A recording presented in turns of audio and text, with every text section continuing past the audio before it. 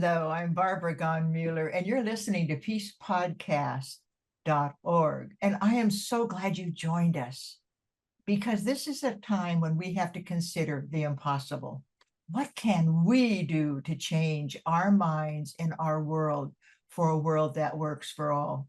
You know, I was talking to Kathi. She's a member of Ending War 101, Making Peace Possible with me and several other people. And we've been working for about a year to make sure that people understand that a just war is just not what we want. We want to have peace. So I asked Kathi, what do wars do to our environment? And we had a long conversation.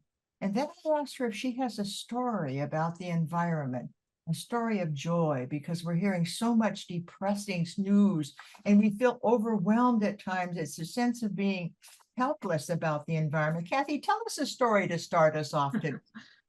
Well, I'll make it an uplifting story. I think people need to hear that.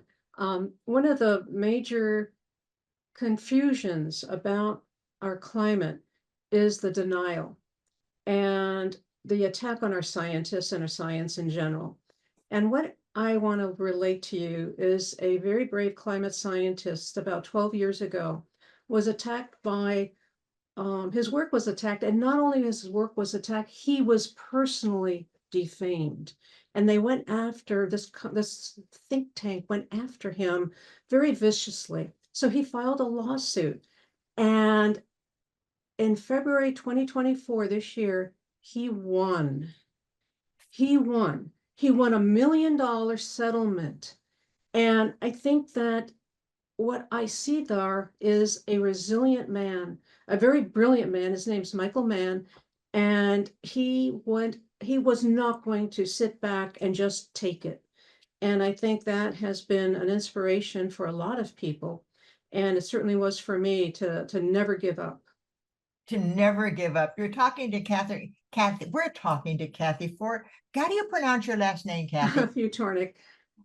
It's like Futornick. The future depends on Kathi. She specializes in environmental risk and produces webinars on the science and politics of climate change. And your story today was so real that somebody with persistent and knowing the truth, as we say in the 408 test, is it the truth? And then he persisted and won an 11-year battle. Am I right? 12-year battle. Yeah. It was incredible. It was absolutely incredible. And I have other stories too. People fighting back. I like that. You know, she's a researcher. Kathi's a researcher. And I was talking to her about, oh, researchers just put it in the books. She said, no, you're wrong. Sometimes I can't even sleep at night when I find evidence of things that aren't right and the research that I do. And so, Kathi, you know, you've been published in trade journals, you've spoken at professional conferences and taught at community colleges, and you have even created standards for various cities so that they are not polluting as much as they shouldn't, and allowing standards for buildings. And as a 1971 graduate from MIT, aren't you kind of overwhelmed at times by the environmental issues? Well, when that happens, and I think everyone gets overwhelmed, I just walk away and I do something like play with my cats and I come back, but I always know I'm going to come back and I'm going to pick up where I left off. And I'm usually very refreshed and I just charge forward. And I mean, what else am I supposed to do? And It's in the DNA. Yeah, this is from an MIT graduate who graduated in 71. So you've put on quite a few years doing research. And you ended your bio with, Kathi lives in Oregon and inspired daily by her husband and twin daughters to continue to working towards a better future. She is a self-motivated to continue research on issues which impact all of us. Is that you? It is. I'm very close to my family, and I believe that my purpose on earth is to make the life better for the future generations. So what are our environmental risks today, Kathi? Well, I think not surprisingly, it's climate change. And climate change has many, many, many different layers, but mostly it affects all of us personally. And the second one is related to the story that I told about Michael Mann, and that is the attack on science. And I think that is very scary. And I would say the third one is the misinformation, the denial. And that is intended to confuse. And it's taking the course of, again, many layers, and it has, in some cases, succeeded. And I want to make sure that everyone knows that climate denial is out there. It's really hard for a young person today to get the truth, isn't it? It's challenging for anybody, young and older. I think what I see in the youth is an amazing search for what's real because it affects them. And I would like to think, and I'll give you a couple of examples. In Montana, there was a group of young people that sued the state for not doing enough on climate change, and they won. In Switzerland, there a group of women sued the government for not doing enough on climate change, and they won. And there are cases like that all over the world. And I think people are realizing that you gotta do a little digging to make sure that you have the right information. Those are wonderful stories. And so here we have the people, the young people in Montana. And did they give the results of their suit to tell people what they can do now in They order? are, and they're being used as an example, a template for future lawsuits. And that, I think, is going to make people much more aware that they can fight back. And I think the other part is it's putting those who deny climate, those who continue to perpetuate our greenhouse gas emissions without having any hope for changing that in the future, they're going to be put on task. The gun is the shot is across the bow, and they're looking as well. And I think that that's really a positive thing because our kids are really taking the reins. And one of the big polluters today on the climate is war. And that's why we're working so hard on ending War 101. Recently, I was interviewed by the Climate Future Society. I'm sorry, the World Future Society. Climate is in my brain. I'm a member of the Climate Action Now, and every day I get 5 things I can do with a little button to do it now, and I do it. And it's like amazing letters I get back after I do something to protect the climate or I take an action. And so I was interviewed by the World Future Society asking me what it was like to live in a demilitarized country. I lived for 17 years with my late husband in Costa Rica. And I said, the number one thing is the people. Their hearts are so peaceful. They live their lives sometimes from birth to death in the same house, caring for each other. And every one of my friends who have gone to Costa Rica come back and tell me the story of the peacefulness of the people, the kindness of the people. And then I told them about the income tax. I have a lot of property in Costa Rica next to the University for Peace, and my income taxes on my property are less than $3,000 a year because my taxes are not used to support the military. I also, in these hundreds of acres that I own, save them for the future generations. All the medicinal plants, the trees, etc. There's so much that we can do if we are demilitarized. And so that's why we both work so hard on what we can do and what the cost of war is. Do you have a comment on that, Kathi? One of my, you hit on a very important project for me. Over the past few years, I have been looking at the military and its contribution to greenhouse gas emissions. Where do they stand? And one thing everyone needs to know is militaries around the world get a pass on reporting because if there's a military objective, they do not need to report. So the think tanks that I look at go through the back door. They look at what are the procurements for oil, for gas, that fuel the tanks, the transportation systems, the buildings, and the US has like 500,000 military buildings around the world. And so they have to report on the buildings. And so that, and the transportation, and they have to keep procurement records of how much they um, consume. And that is the back door. So we only know that piece of the military in terms of the greenhouse gas contribution, but there's much more. And that's the part that I am researching as well. But just to let you know, if the military were a nation, they would be fourth in terms of their greenhouse gas emissions, just based on their procurement records. And that would be China is number one, USA is number two, India is number three, and the military would be number four. Think about that. You know, these are facts that people need to hear, and it's not easy to digest them sometimes. But yet, you know, like you said in the beginning, I can't remember his name. Was it Michael Mike Mann? Mann? Yeah.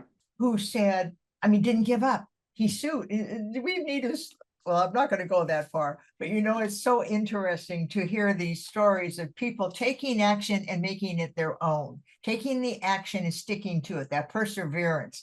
You know, you've been involved with research for I don't know how many years, and research about the environment, as it says, specializing in environmental risk and produces webinars on the politics of climate change. And the emergency response. Are we handling any of these emergencies? I see on several TV channels, I see people creating new ways to save the coral reefs. I see people nurturing orangutans because their habitat is being destroyed. I see people who make my heart sing. Do you see that in your research? There's quite a bit. And the coral reefs, the warming of the ocean, the dying of the whales, I think those need to be headlines because it's real.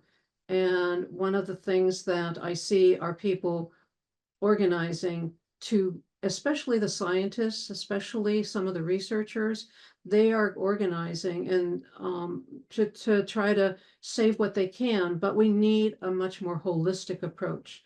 But I'm so glad that there are people out there who give their time and do things, and they join organizations. They don't do them by themselves. They join organizations like Climate Reality, Third Act. There are plenty of places people can go to do what I consider the be on the right side of history.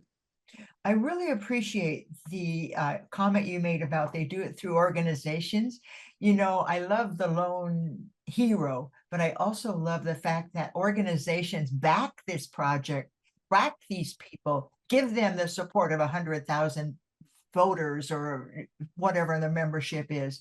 And all my life I've been a member of Rotary. Why? Because I thought if every Rotarian was able to just do one action for peace and one action for the environment, think what that would do on the planet, Kathi.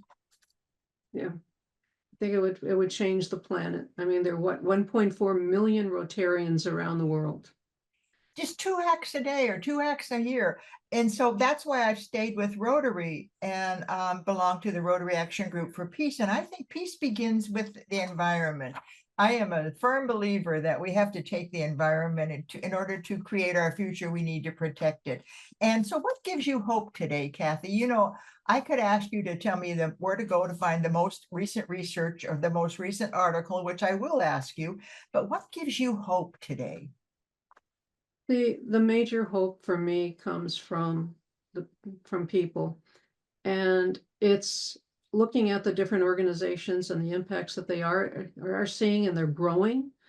And the fact that people are joining organizations to help, basically help their neighbors. And there are organizations that everyone can join, like the community emergency response teams.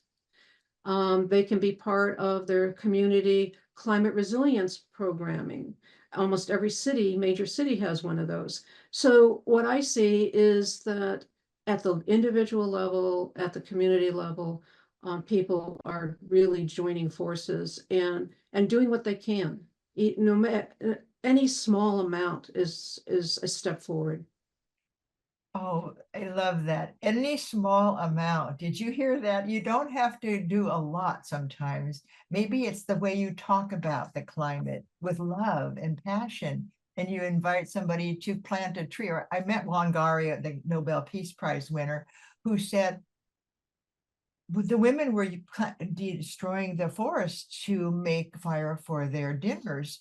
And she said, so I said to them, I'm going to pay you a penny piece if you plant a tree. Every tree you plant, I'm going to give you a penny.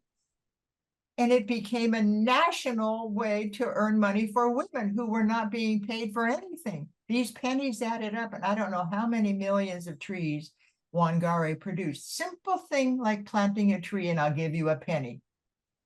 Think about it. That's your point, isn't it, Kathy? Yes.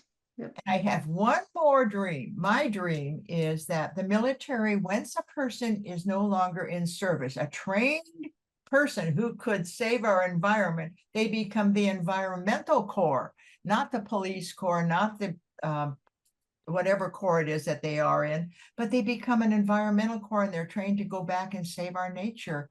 And so I thought that would be an idea. Kathy, do you have a dream for the future besides what you just told me? Of course I do. I dream about the future a great deal, and I look at through the webinars that I produce, is there something there that can, be the aha moment that people will listen to and say, yes, that affects me. And I have, you mentioned Costa Rica and a demilitarized nation. I read recently, and I wish I could remember where, but there's several African communities that have undergone war. They've been deprived of food. And what they do is not try to grasp everything for themselves. Their commitment is to help their neighbors. So what little they have, they share.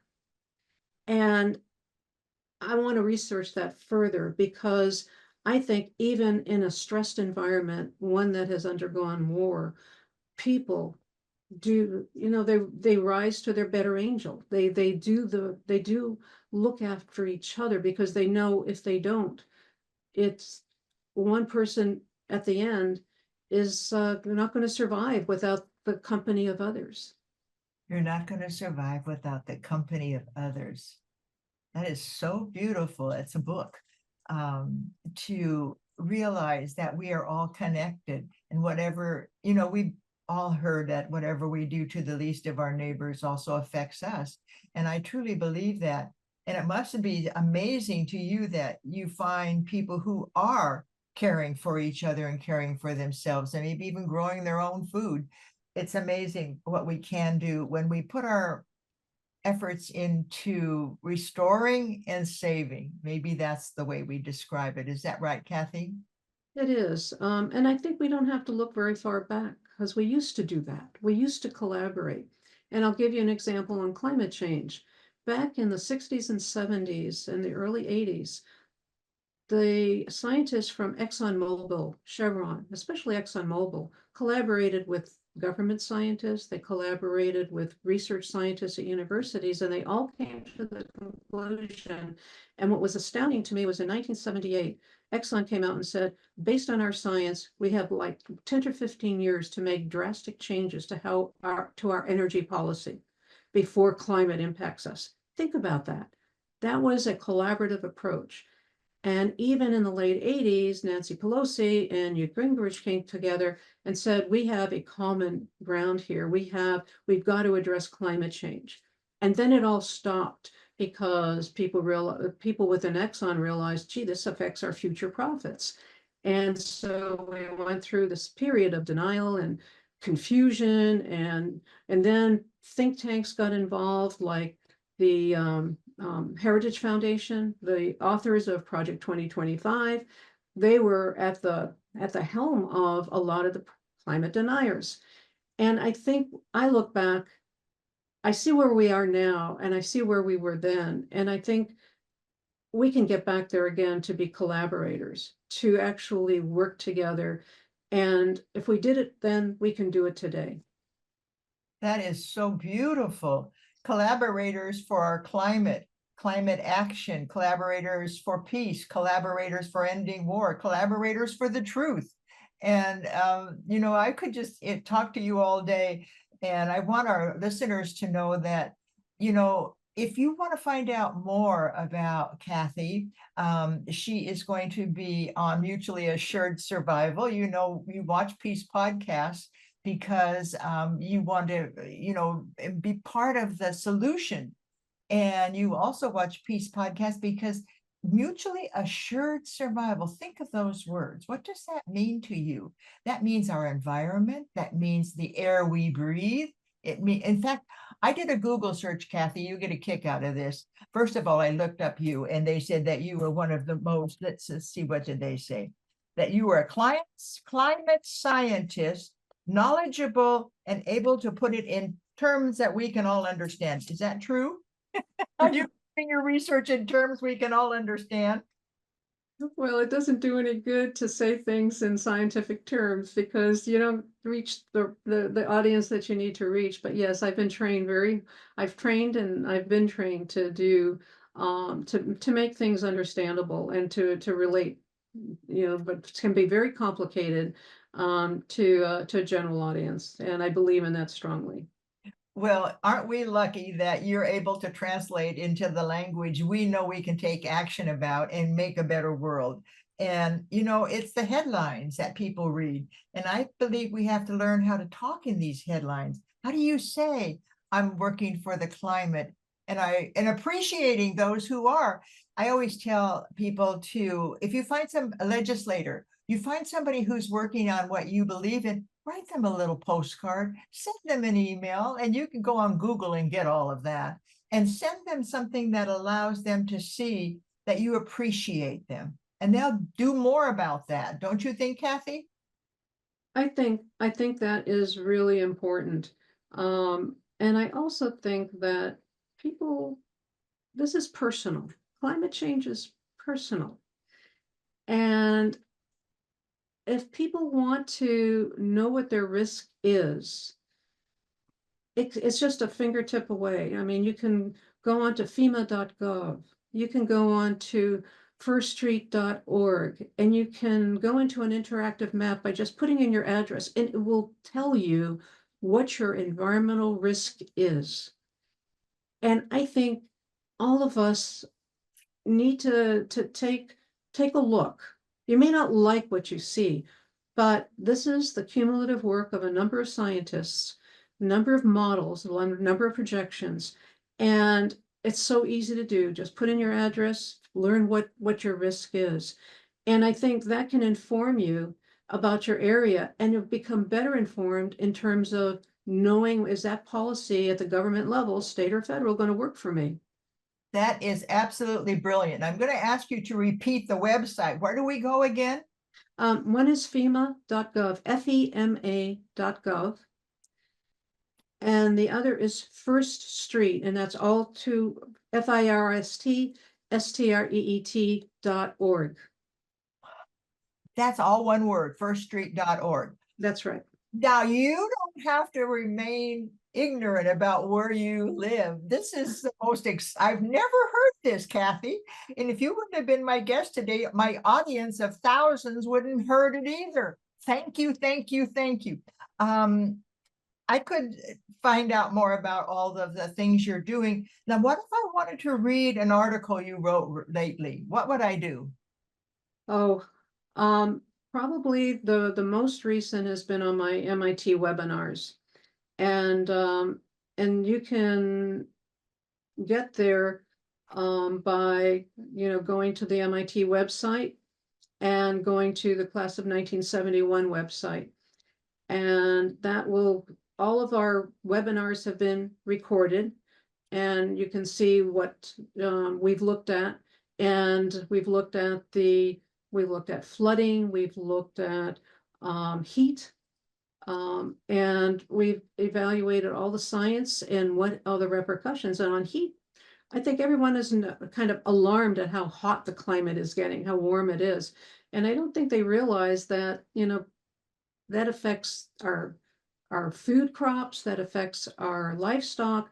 In the brush fire in February in Texas, 7,000 cattle died. The year before, 22,000 dropped dead from heat.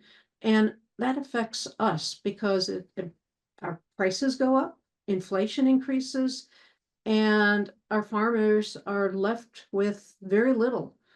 They may have insurance, but it takes a long time for the fields to recover. It takes a long time to build your herds back up.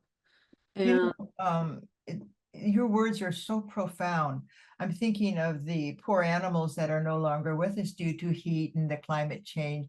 And I'm also thinking about the renewal of these wonderful, precious entities like our trees and nature and the animals are affected by heat. And you've given us an overview, an eye-shot view of what is going on today. Now, as you listen to Kathi, you're feeling maybe a little bit like you're going to get involved in the solutions that we need today. And I hope you do. And I'm Barbara Gon Mueller, and I thank you for joining us. You know, you join each of these peace podcasts because you want to learn something, or you want to be involved with peace, or you want to be involved with helping to save our environment. And I'm looking forward to hearing from you. I want to be sure you let us know what you are doing. If you like us on peacepodcast.org, you can send me an email. I get so many emails from people about, oh, Barbara, wow, I want to be a guest because I have a solution for. Let me know what you want to work on. And again, Kathi, I really thank you. Kathi, would you spell your last name so people can find it on the MIT sure. webinars? And thank you very much, Barbara, for having me. My last name is F as in Frank, Utor, N as in Nancy, ICK. Well, Kathi, you were breath of fresh air. In spite of all of the dangers that we face, I feel like there's hope. And I really appreciate your spirit. Thank you so much. And I hope you will join Kathi and me on a webinar and join us on a peace podcast. And don't just do it by yourself. What did Kathi say earlier? She said, what about joining a group? Invite your friends to also join you. All right, with that, I say thank you. Peace be with you, and may our world experience the joy of life.